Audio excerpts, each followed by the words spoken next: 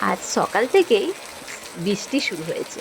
মানে বৃষ্টি মানে কি বলবো, যেন অঝোর নয়নে আকাশ যেন একেবারেই ফুটো হয়ে গেছে।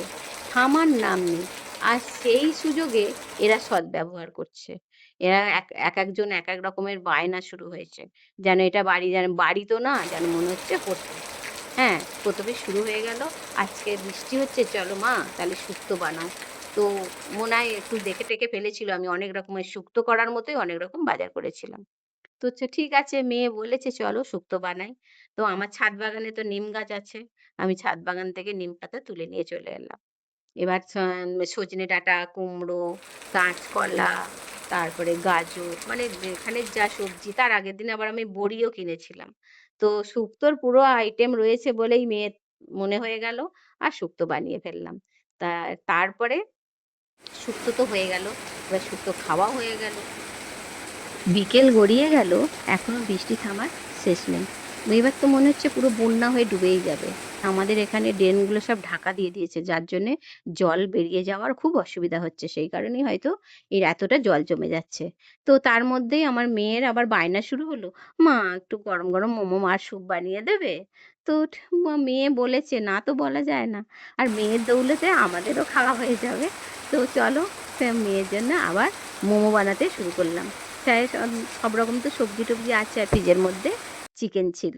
সে সেই সব সবজি দিয়ে আর চিকেন দিয়ে মেয়ের জন্য স্যুপ আর হচ্ছে মোমো বানিয়ে দিলাম। ও সাত ভাই চম্পা জাগরে জাগরে, ঘুম ঘুম কাটে না ঘুমেরই ঘোরে, একটি পারুল বোন আমি তোমার। মোমো হয়ে গেছে, এবার নামিয়ে নেব। আমি সকাল সাজে শত কাজের মাঝে তোমায় ডেকে ডেকে ইশারা দাও সারা গো সারা, ও সাত ভাই চম্পা জাগরে জাগরে, ঘুম ঘুম কাটে না ঘুমেরই ঘোরে, একটি পারুল বোন আমি তোমার। আমি সকাল সাজে শত কাজের মাঝে তোমায় ডেকে ডেকে ইশারা, ও দাও সারা গো সারা। ছোটবেলায় গান গাওয়ার খুব ইচ্ছে ছিল, তো তাই একটু চেষ্টা করলাম আর কি। মোমোটা দারুণ খেতে হয়েছে কিন্তু।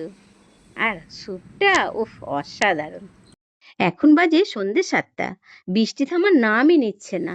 তো বৃষ্টি না থামলে কি করে হবে? আমার বরটা তো ভিজে ভিজেই বাড়ি আসবে।